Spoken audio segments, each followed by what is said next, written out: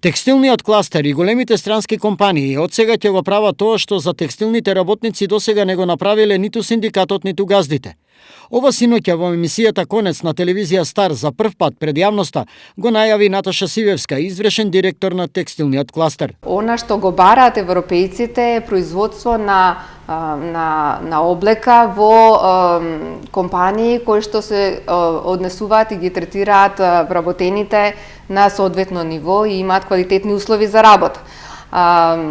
Ние во тој дел како кластер од овој месец ќе нудиме услуга за своите членки, каде што ќе ги подготвуваме компаниите за работа по принципите на социјална и корпоративна одговорност.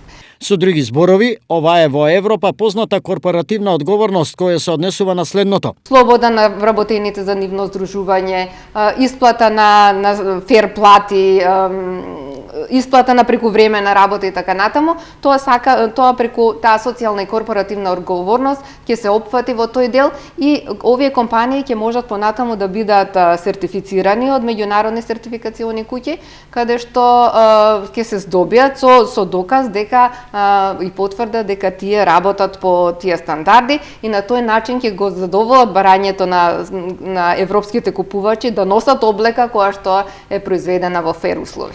Од друга страна, доколку овие најави се случат брзо, може ли да се случи некои фирми да останат без работа? Многу од нив немаат директни договори со нарачителите и работат преку посредници. Поголемите компании кои се добро организирани немаат никој проблем да вадат такви социјални стандарди, бидејќи тие не барат ништо повеќе од оноа што го барат нашите закони. Закон за работни односи вика мора прековремено се плаќа, мора работа на празник да се плаќа со 150%.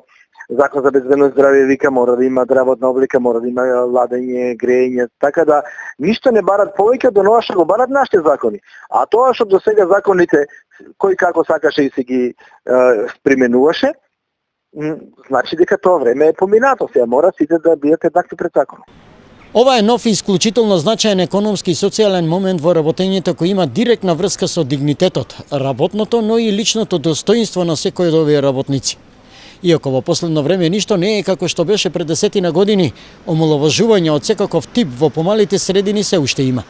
Можеби сега е време на комплетна промена на односите. За подсетување, во државата има околу 40.000 вработени во текстилната индустрија и досега главните поплати по основа на плата, третман и мобинг доаѓаат токму од оваа гранка.